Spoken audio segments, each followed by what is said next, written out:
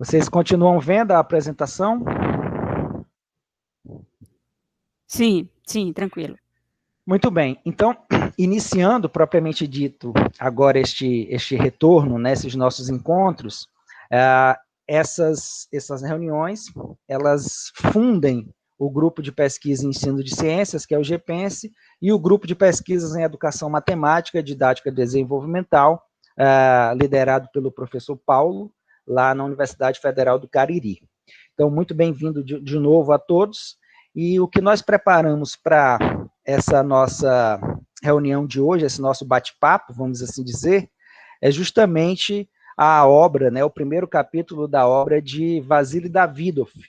Mas aí, antes de começar, eu acho interessante situar um pouco da biografia do Davidov, quem foi, aonde ele se situa academicamente falando e qual a contribuição dele, né? Por que nós estamos estudando Vasily Davidov dentro de um contexto acadêmico? Então, Davidov, ele pertenceu à terceira geração da Escola Soviética de Psicologia do Desenvolvimento. A primeira geração é a geração da Troika, né? Leontiev, Luria e Vygotsky.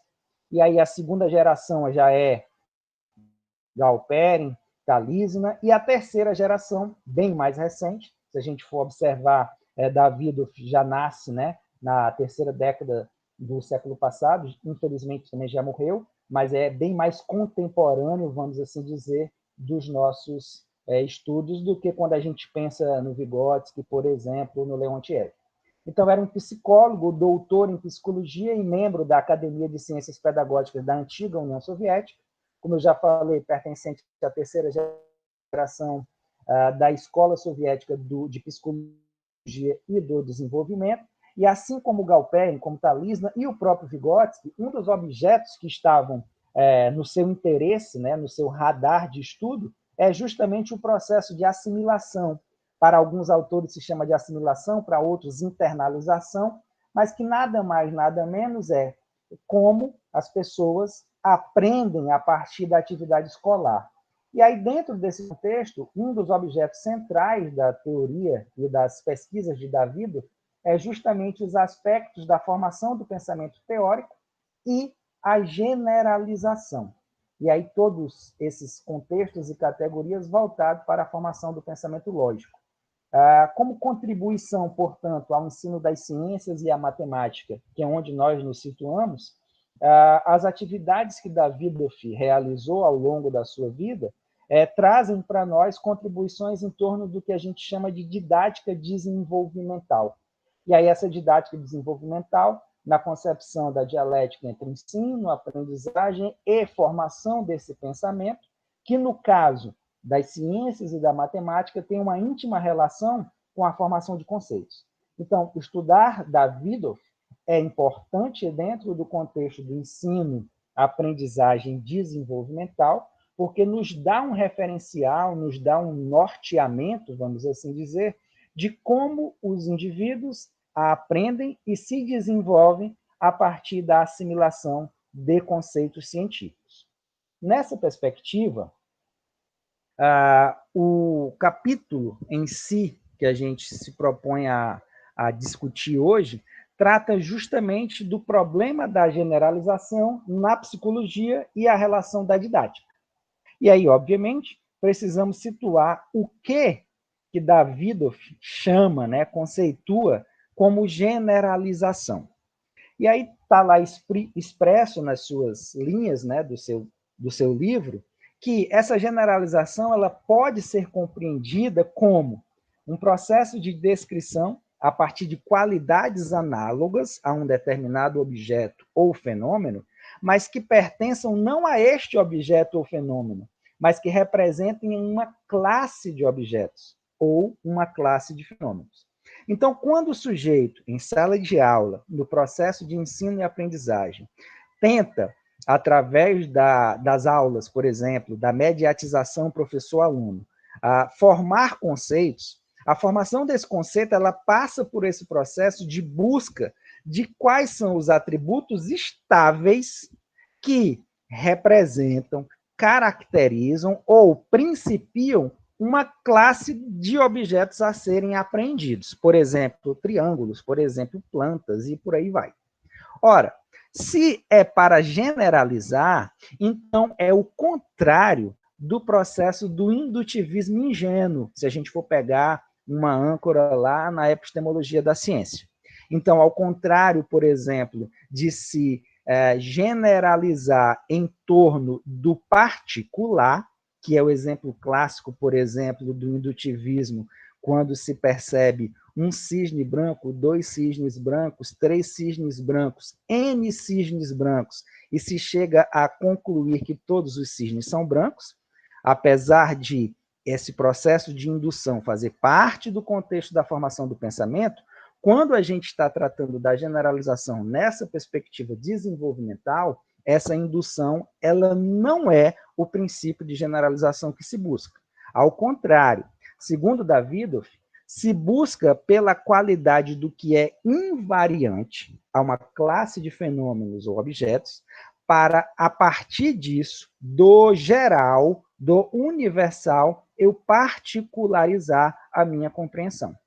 E aí, como a gente trata do princípio da atividade, retomando a teoria, por exemplo, de Vygotsky, aonde pensamento, fala, se convergem, vamos assim dizer, para a capacidade de abstração em torno de um signo, é justamente o processo de abstração a partir da generalização em torno da síntese a partir de um conceito que se dá em função da palavra ou da linguagem, que este processo ocorre.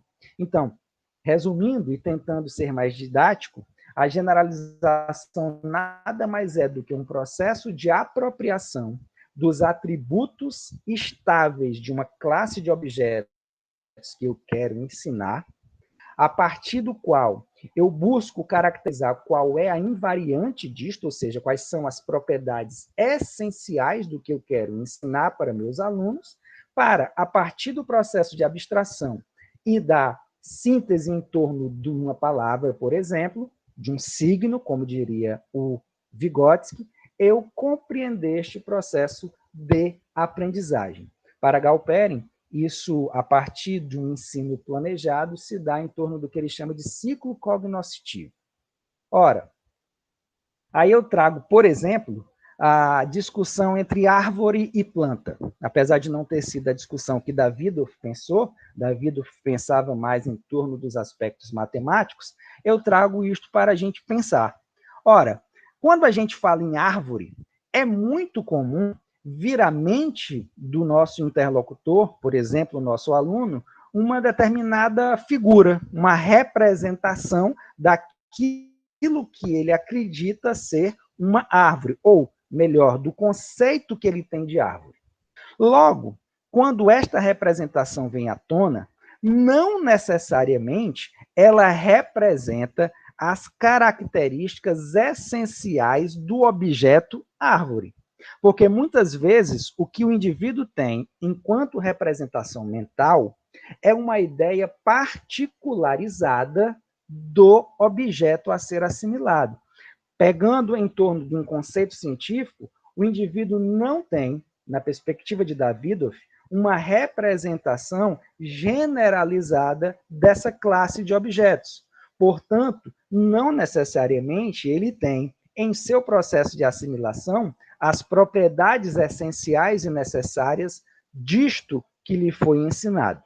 Da mesma forma, quando eu penso numa planta, e eu coloquei propositalmente árvore e planta, porque, dada essa particularização do processo de assimilação, para muitos indivíduos, alunos, nossos estudantes e esses egressos da educação básica, árvore e planta muitas vezes são sinônimos. E aí, quando a gente vai pensar à luz do contexto da generalização e da formação do pensamento teórico, a gente vê, por exemplo, que as árvores são representações de plantas. Pegando em torno da simbologia dos conjuntos, é como se as árvores estivessem contidas num conceito maior que são as plantas. Então, se o indivíduo tem árvore e planta, por exemplo, como um sinônimo, significa dizer, à luz do conceito de generalização, que o conceito de árvore e provavelmente também o de planta não foram assimilados à maneira correta de acordo com o princípio do pensamento teórico.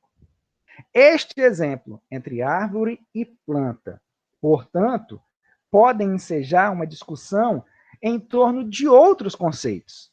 Se eu pegar, por exemplo, quadriláteros, eu poderia partir da pergunta: o que é um quadrilátero?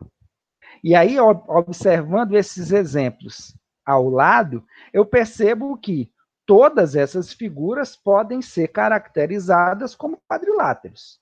Porém, tem outras perguntas subjacentes. Desses quadriláteros, quais são os retângulos? Quais são os quadrados? Quais são os losangos? Quando a gente chega nesse nível de questionamento, assim como nós estávamos falando também de árvores e plantas anteriormente, a pergunta central ela reside em torno justamente da seguinte característica: quais são as propriedades suficientes, quais são as propriedades necessárias, quais são as propriedades generalizadas para poder compreender-se o que é um retângulo, o que é um quadrado e o que é um losango, sem que seja necessário a gente abrir um diálogo em função da memorização, em função da reprodução. E se a gente fosse fazer uma pesquisa, por exemplo, dentro da sala de aula, com estudantes da educação básica, talvez muitos deles tivessem dificuldade de dizer qual é a diferença, portanto, entre um retângulo, um quadrado e um losango. Ou então, de responder a estes questionamentos. Por exemplo, será que todo quadrado é retângulo? Será que todo quadrado é losango? Um losango é um retângulo? Afinal, o que é um losango?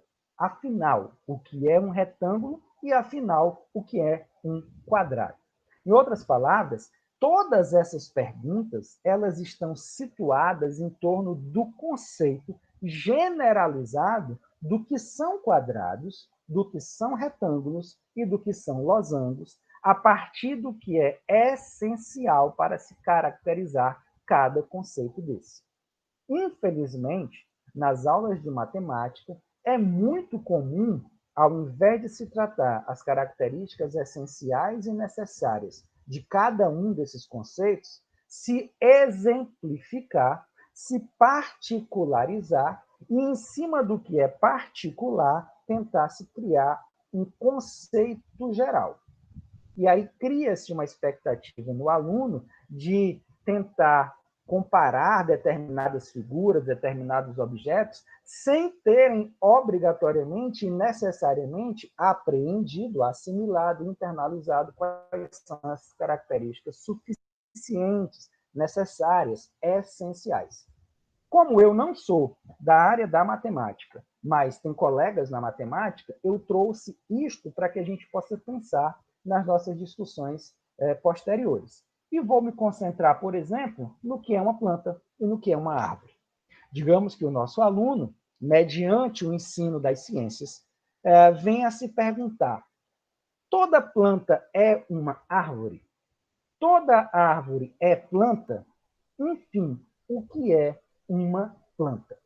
Quando o sujeito se faz essas perguntas e retoma a representação mental que ele tem dentro da sua cabeça, ele só vai ter capacidade de responder isto se, de fato, essas representações estiverem formuladas, assentadas em torno do que é a essência de uma árvore e a essência de uma planta.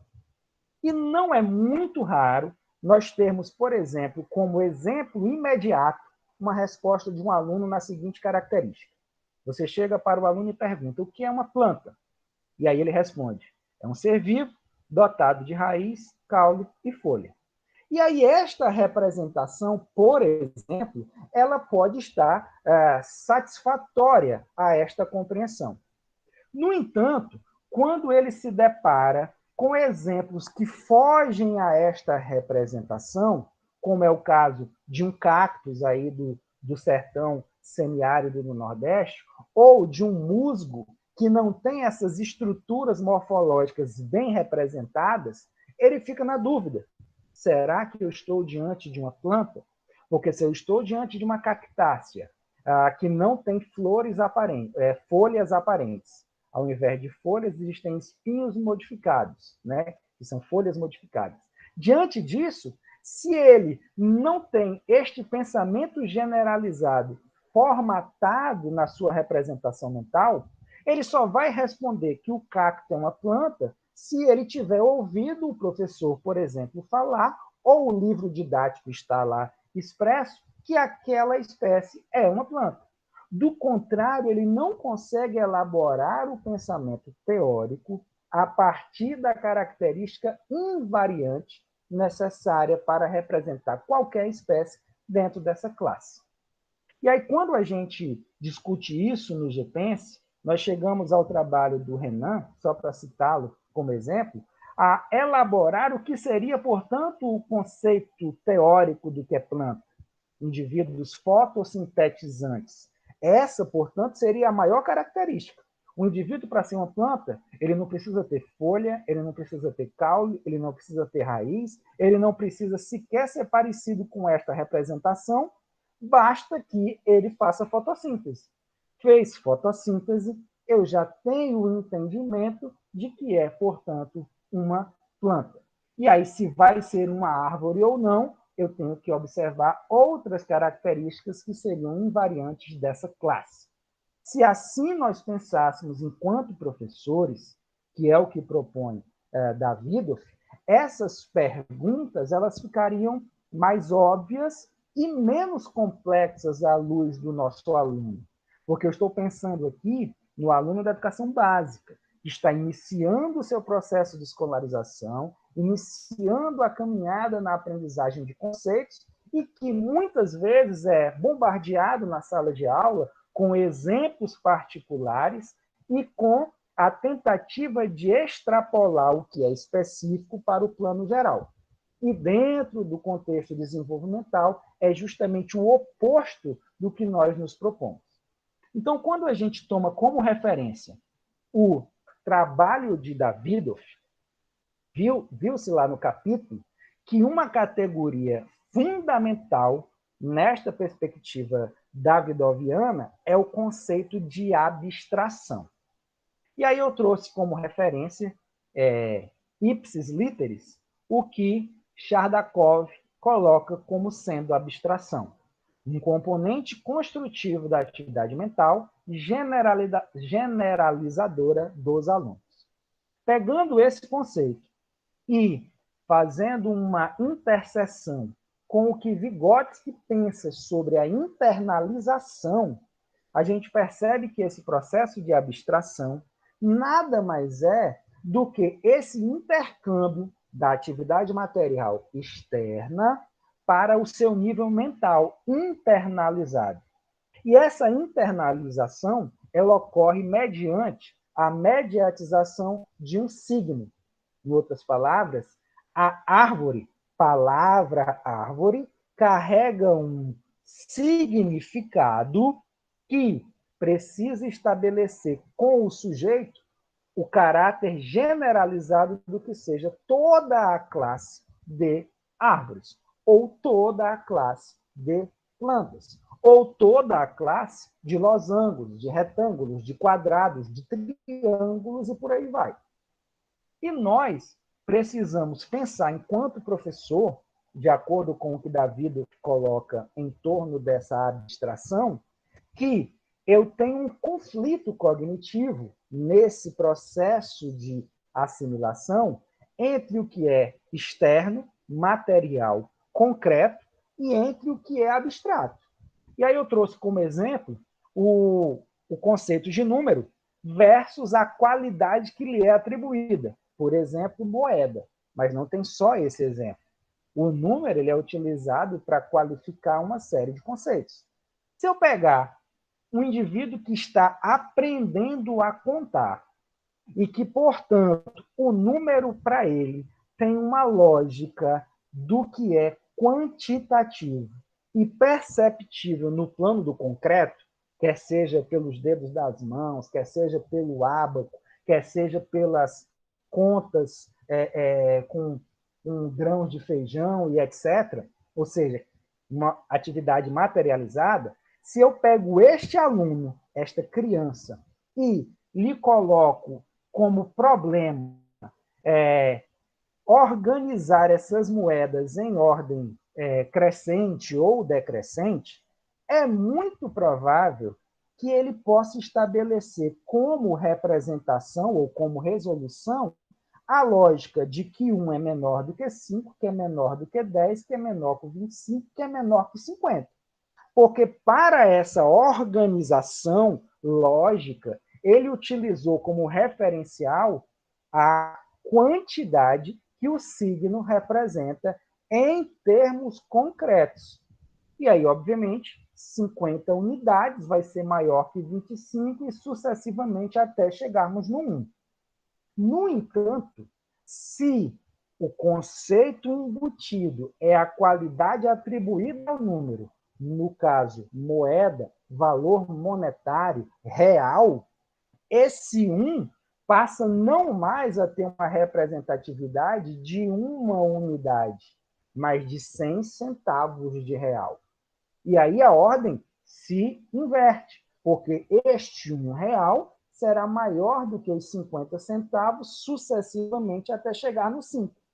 E aí eu teria, contraditoriamente, a lógica do concreto, que o 1 será maior que o 50. Ora, essa transição, que não é simples, Davidoff entende à luz do abstrato, porque o valor monetário não é concreto nessa perspectiva numérica, mas ele é concreto numa perspectiva relacional. Se a gente observar que R$1 são 100 unidades, por exemplo, de centavo. Ora, essa transição, portanto, ela requer que o indivíduo complexamente compreenda o caráter semiótico desse signo, ou seja, os números, mas não mais com a ideia, o conceito de numeral, e agora com um conceito qualitativo de valor monetário. Esta perspectiva, dentro do que Davidoff compreende como sendo o processo de assimilação conceitual, é uma das exemplificações, por exemplo, da questão do conceito de abstração na perspectiva da internalização de um objeto ou de uma classe deles. Nesta lógica, a gente pode se perguntar, então, quais seriam as implicações desse conceito davidoviano na sala de aula. E aí eu trago como referência para pensarmos como e para que ensinar conceitos. Se o professor de ciências, se o professor de matemática vai para a sala de aula para ensinar um conceito científico, este conceito só tem sentido, vamos assim dizer, no contexto histórico, dialético e materialista, que é o enfoque histórico-cultural da aprendizagem que nós trabalhamos, se esse conceito ele designar o que é essencial à compreensão dessa classe de objetos. Pensar teoricamente, portanto, nada mais é do que identificar a substância existente em um dado fenômeno. E aí Davidoff coloca que esse substancial precisa ser pensado não como representacional. Há uma diferença entre o substancial e a sua representação, já que a representação não é o objeto, e sim uma forma particular de pensar num contexto abstrato. Então, quando eu pego aquela árvore, por exemplo, aquela árvore não representa a classe de árvores, mas uma particularidade que cabe ao professor e ao aluno observar o aspecto abstrato por trás do conceito para, mesmo vendo aquela representação, compreender que ali é apenas um modelo. E aí, quando a gente ensina o modelo serve apenas para a gente compreender o que está por trás do fenômeno enquanto essência. Em outras palavras, a didática desenvolvimental seria o ensino da essência por trás da aparência. E aí, em ciências e em matemática, isso é muito complexo, porque a empiria ela faz parte do nosso contexto de sala de aula. A experiência, por exemplo, nas ciências, porém, nós temos que pensar que nem tudo que precisa ser assimilado obrigatoriamente é observável. Se eu estiver pensando, por exemplo, no conceito da astronomia, é impossível eu pensar na rotação de um planeta sobre um astro, sobre um satélite, à luz do conhecimento meramente empírico. Eu não posso, por exemplo, parar a Terra e observar o fenômeno a partir de outro planeta. Eu não posso afastar o Sol da sua órbita para pensar como seria, por exemplo, as estações do clima, as estações do ano, diante de condições, vamos assim dizer, particularizadas. A ideia do experimento crucial, ela justamente vem por terra quando a gente pensa no aspecto generalizado da teoria. E aí, nessa perspectiva, para Davídov, ensinar conceitos nada mais é do que uma forma de possibilitar ao aluno pensar teoricamente sobre uma dada classe de objetos ou de fenômenos, no intuito de promover esse nível abstrato e generalizado de interpretação. Nesta perspectiva, finalizando a fala para que a gente possa, de fato, discutir, o pensamento teórico, que está por trás do aspecto generalizado da ação, que é o que se trata nesse primeiro capítulo da obra, nada mais é do que a existência mediatizada, refletida do essencial. O pensamento teórico é um processo de idealização dos aspectos da atividade objetal prática e a reprodução das várias formas universais dessas coisas. Em outras palavras, diante de um determinado objeto que eu quero aprender, exemplo, mesa, não me interessa aprender um tipo de mesa, mas o conceito essencial por trás do que esse signo mesa representa. E aí, tomando como referencial as ideias de Petrovsky, que é um psicólogo também dessa linha da geração soviética, o pensamento teórico nada mais é do que o processo ativo de reflexo objetivo em conceitos, juízos ou teorias. É o processo psíquico, socialmente condicionado de busca e descoberta do essencialmente novo e está indissoluvelmente ligado à linguagem. E aí a gente retoma, por exemplo, o que Vygotsky fala na sua obra Pensamento e Fala, que este processo de intercâmbio entre o objetal e o mental, ele tem como mediatização a palavra, o signo. Nesse sentido, portanto, a gente retoma as discussões